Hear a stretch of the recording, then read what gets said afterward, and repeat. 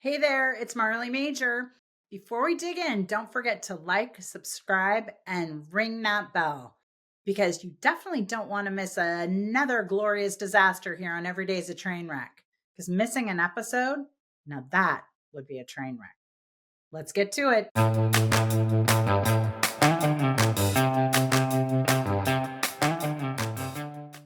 Hello, everybody, and welcome to another episode of Every Day's a Train Wreck.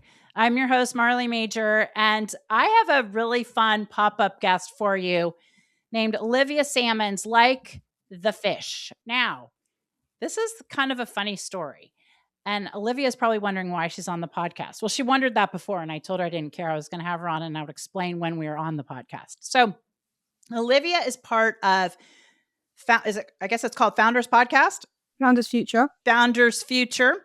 And I'm going to let her talk in a second, but this is going to be kind of part of it. So I am always fascinated by people who do something really well, okay? And like clockwork. And so this woman reached out to me on LinkedIn and was like, hey, we'd love to feature you on the podcast, blah, blah, blah. And I was like, okay. And I checked it out and it was legit. And then I thought, this is really interesting. She's like, okay, great. And then sent the link and it was totally seamless. And then I get this link to the podcast. And then guess what? Lo and behold, Miss Olivia is interviewing me and she is freaking polished and on it. And, you get the 9,000 reminders about the podcast and the whole thing.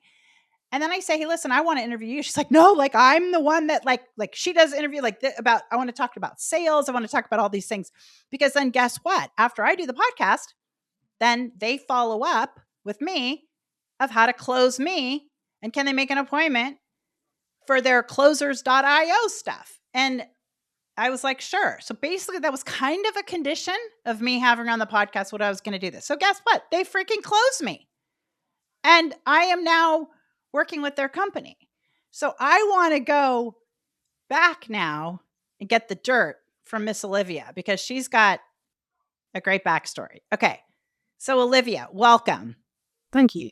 Welcome to my monologue, Olivia. So, okay, Olivia, we started chatting and I hit it off. Well, at least I hit it off with you like a house on fire. Now, I am fascinated with sales processes. And especially since now, then I signed up for my, kind of intro call and all this stuff. And you have all these questionnaires and everything is just so like processed. I don't know what to say it. And obviously it's the same way with how you guys have your podcast. So tell me a little bit about how you came to founders/closers and tell us a little bit about that because their story is freaking amazing. I mean, it's like $30 million in 10 minutes they did. So fill us in.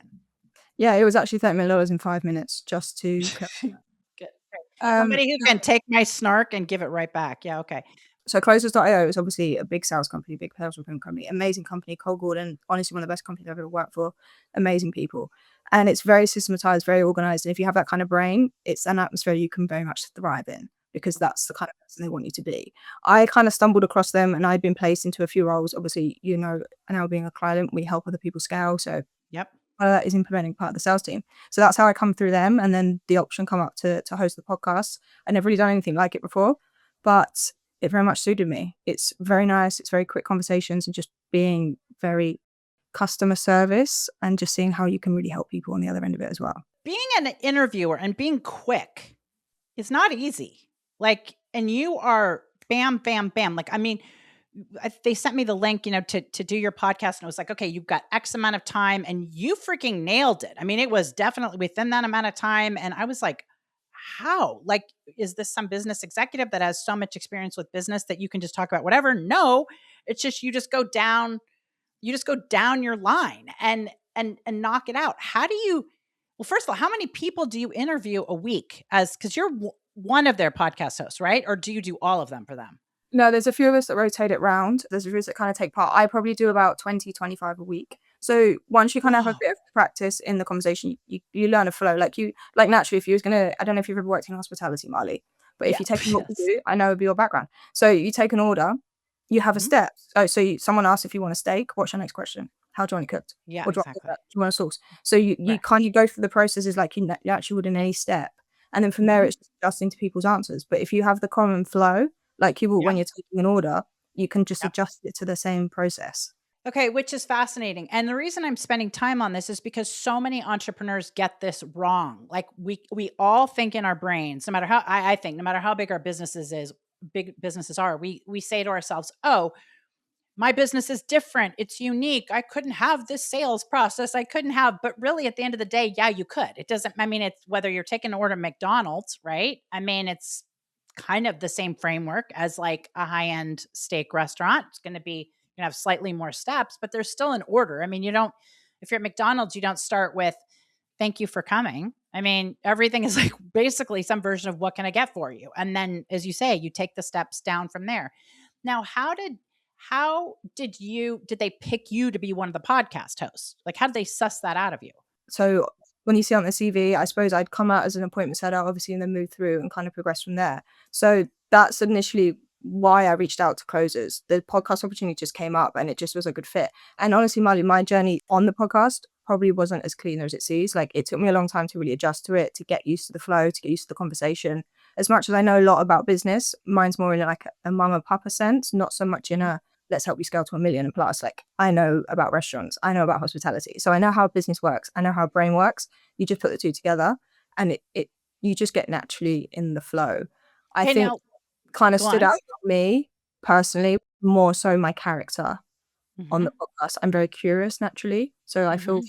interviewing people is a very nice approach. Also, I feel like I like to think I'm a very easy person to talk to and I'm a very You good are. listener. And I'm a very good listener that can then relay that back information. So I think you put all those three things together. Yes, you have a great host. Yes, you have a great waitress. And yes, you have a great salesperson because they all need the same key qualities, in my opinion.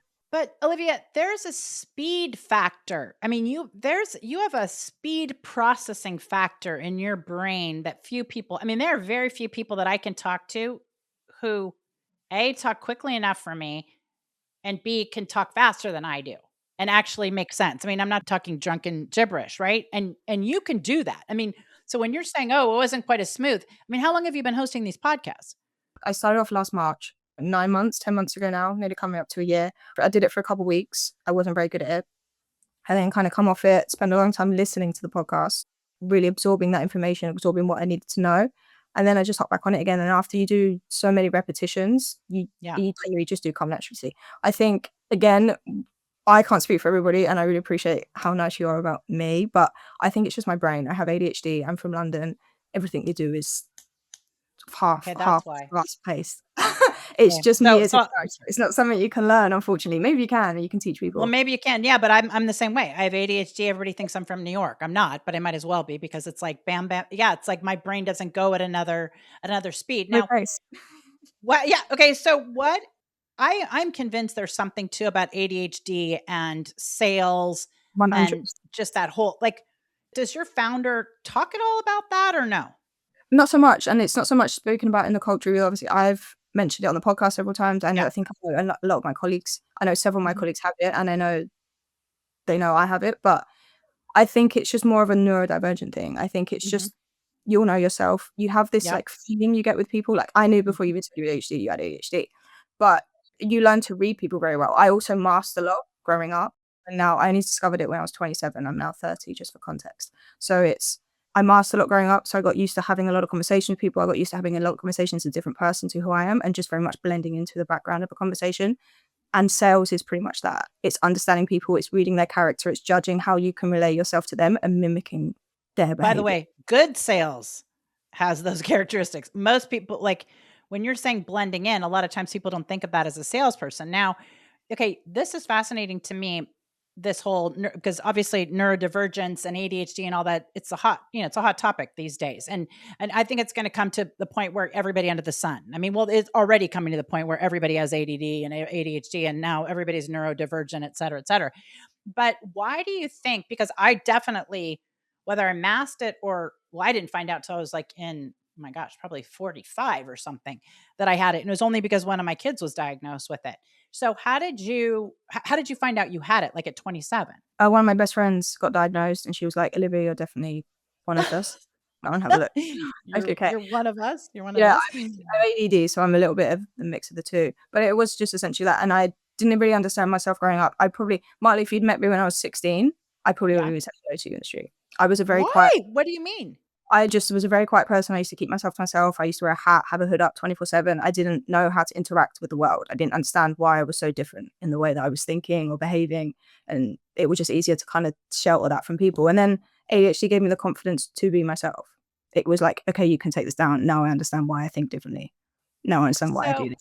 So do you, because I say that, I mean, I'm like undiagnosed Asperger's. I'm convinced that there's something else like in my spectrum besides just ADHD, because like you're saying, there's certain parts of your brain, you're just like, gosh, why does everybody else seem to sort of flow along in the world, right? And like can be in high school and have normal conversations with people and quote be cool and all that stuff. And I just felt like the whole time I just was one step away from putting my foot in my mouth. Yeah. And but the shyness piece, I can't, that just blows my mind. So how do you go from being shy to being like was it just the diagnosis? You're like, oh, now I feel better because I feel validated? I think it just gave me a little bit of a spring in my step. Maybe the validation, yeah, for myself. It was nothing else anyone did. It just helped me come out of my shell. It was more like, okay, I understand why I'm like this. I can say what I want. I don't have to be scared.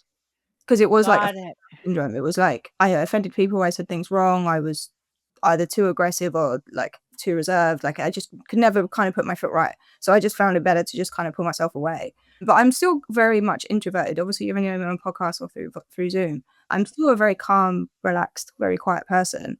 I just have that tendency to be able to talk to everybody in the world and speak when I want to speak. I have that ability to switch it on and off. Crazy to me is how can you go from the speed at which you speak and your brain obviously is firing to when you say you're calm? Like, is there somebody in your world that can actually send me a testimonial to say you're calm? Because that's really hard for me to believe. I'll get my best friend to send you over. I actually live with her, so she'll be a good one. She'll send you over a testimonial. And when I say calm, my brain is still going. I just don't Yeah. speak. I just don't. If I haven't got the need to speak, I'm not the Yeah. person that will speak. Okay, but do you like chew your nails? I mean, do you do something to get this? No. Well, you do work out a lot, right? I work out pretty much every day, and I have done since I was young. I was a professional footballer until I was 27. And for those of us in the US, that's soccer. Apologies, So, yes. but oh, no, no apologies. That's why I love freaking people from the UK. I could just talk to you about like watching the freaking paint go on the wall. When did you start playing football/soccer? When I was probably around 8, and then I joined my first women's team, so my first ladies team when I was 14. Up until then, I was playing with boys, like, just in school teams or whatever it was at the But time. you were probably good from the get-go. I was okay, and I was never the best player in the world. Again, Yeah. it kinda matched my personality, like, I was the kind of player that you would notice when I wasn't playing more than when I was playing, if that makes What does sense. that mean? Why? What do you So mean you'd notice? so, for example, if you I don't know, I can't relate to a sport. Do you watch soccer at all? Yeah, yeah, yeah. Yeah, I mean, like, So yeah, if you it's a for good example, like, you have Cristiano Ronaldo, you have Messi, you have David Beckham. You notice Mhm. when these players are on the pitch, you're like, "Oh, Ronaldo's doing his stuff." But Right. you have, like, a more reserved player, like, for example, I don't know if you know Michael Carrick Okay. or Okay. players like this who do a lot, but no one sees them because they're not Got it. doing a lot, So but they're you're doing the covert ops of football. I'm the ops, I'm the back end system. You're I the just do everything and then leave. Yeah. you're the Russian spy. You're the honey trapper. Yeah, I used to get called Roadrunner. Okay, now it's starting to make sense. Okay, and sports is obviously competitive. You didn't get to where you were because you weren't competitive. So that I think translates to sales, right? Because it's like being in competition for anything, whether it's being in competition with yourself, etc. And how do you think this company decides? Because I know that the I don't even know what are the words when they say like the setter, the closer, all these different words that they were using even while I was having my like intake interview, whatever. I'm just like, oh my God, it's literally everybody, as you said to me before, has a position, right? Like, what are those sales positions kind of? Like you have the woman who reaches out via LinkedIn, right? What Yeah. do you call that? So That's the for us, prospector? if you call it prospector, you can call it a lead generation specialist, however you want to do it, appointment setter. There's several words for it, but it is everyone has their place, so you pass it through again like you would in a team. You wouldn't put your Mhm. goal on the front end because that's not what they're good at, so you keep them in Right. goal. You keep your closer behind because that's what he's good at. That's where he's best, and then you have the setters in between that kind of nurture everything through, and then the Yeah. closer on the end of that. So it's just It's coming through. But see, I don't know why when you explain it, it makes sales so much easier to understand, but it really does because I can't tell you how many times like entrepreneurs or how many conversations I've had with coaching clients or whatever where they're just totally overwhelmed by the sales process, but it really is about like the leads coming in or more importantly like your lead generator, your setter, she's going out prospecting, right? I mean, she was like actively how many of the I mean, if you could just guess because you might not know the answer, but how many people come to you and say, "Hey, I want to be on the podcast," not you necessarily, but your company versus you guys going out and getting people? Very rare. We've had a few that have reached out. Interesting. Otherwise, you're dialing for dollars. So you're searching LinkedIn profiles. Yeah, having a lead gen is like running ads, but more direct. It's outreach. It's just cold outreach. So you're just hitting people with messages. If they don't want to come, they don't want to come. That's up to them. I mean, well, the lead gen people to me, they have a little bit of the sales component in them because they probably have quotas or whatever. But the person who's nurturing it all the way, like to get to you, that's a different skill set to me. Fully. I That's a mean, very skill set. like that fall like constant follow-up and like continuously nurturing it through makes me lose my mind. That for me, so I've done that role before for several companies, Mhm. whether it's inbound, outbound, whatever it may be. That's kind of where I lie. That's my like specialty rather than actual speaking, because you do have to be quick. You have to be on the ball. You have to be very organized as well, because you send like, for example, for some people, like when I was doing, cold, like for previous offers I'd worked on before I hosted the podcast, like I was sending near enough 400 text messages a day, 500 text messages a day. What? Yeah, and then you do follow-up sequence on top of that, then you do cold calling doors, like you're on calls all day long. So you get used to having very, very good systems that you can apply to everything. So like for me, when people talk about sales and they say it's all sleazy and whatever, and what you're saying there, all the jargon that people use, sales is very easy. It's a very easy process. It's just organization and structure. And closers, that's how we teach people. You will know yourself, it's organization and structure. I am okay, so you are I'm still stuck at you sending 400 texts a day. Yeah. So like how did you decide on the 400 people you're going to text? Like you just did they teach you to come up with a profile and then you just create the list and you just start hammering them? Yeah, or like most people have a CRM. So you bring in leads and you have a CRM and you just message through a CRM. That's a very easy way of doing it. Yeah. Another one is prospecting. Yeah. So you'd go out and filter through, find emails, find numbers. And then once you've got their number, you Yeah. can just keep texting it. Start dialing for dollars. Don't get me wrong. I understand on the other side of for sales, like I don't like being sold to, so I get it. But in my point of view, sales is only motivation. If you have something where you can actually help someone with, you should Mhm. do your utmost to help them with that problem. If they want to say no, they feel free to say no at any point, and I will stop texting them, I will stop harassing them, or whatever else. Right. If you can actually solve their problem and you can do it in a way that you know will benefit them, Mhm. Mhm. I think the motivation is there to just carry on doing what you're doing How sometimes. different do you think the setters, the appointment setters and stuff, how different do you think their processes or styles are from each other? Because obviously you have a framework, right? But then do you think like they still have very much their own way of doing things or do you think it's pretty regimented? I think it's very regimented in the sense of the structure. So, like you would, if you was to write an essay or you was to write an English paper, you'd set out in the right structure. But everyone has their own personalities, their own tweaks they like to put on it. So you have Right. to spin it to suit you as well. Like Right. I'm very kind of chilled, relaxed, soft character, but I also speak very fast, very clearly, whatever. Some other Yeah. people are not. They're very much like in your face, blah, blah, blah, and that suits their style. So again, the same structure throughout, but Yeah. just implementing bits of yourself to help that authenticity as well. Okay, if you send 400 texts, how many responses do you expect to get?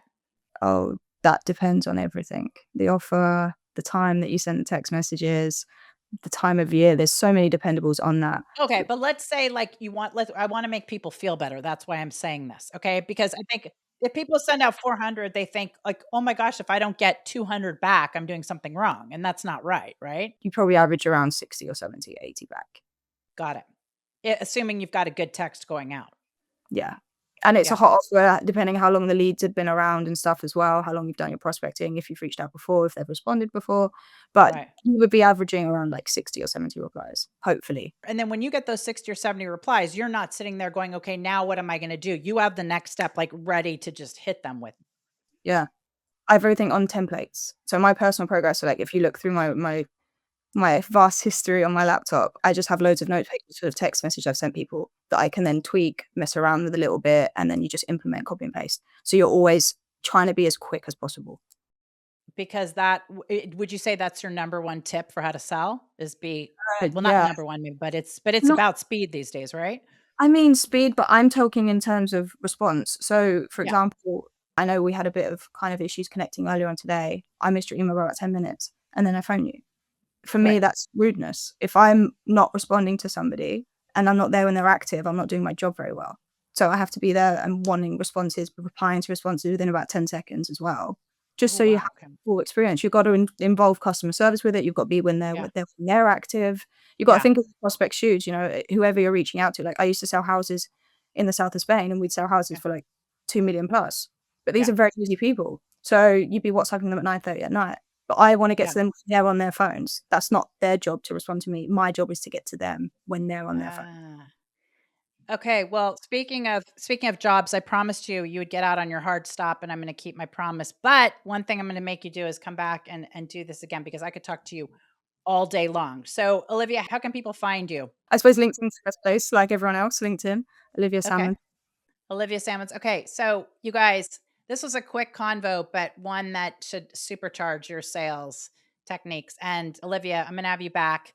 But you guys, thank you for listening and make sure to send this to a small business owner who needs it because these are great tips. And if they need extra help, guess what? Go to closers.io. Olivia will interview them for the podcast and then close them.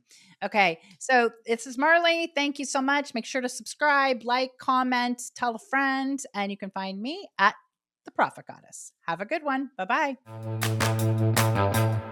bye.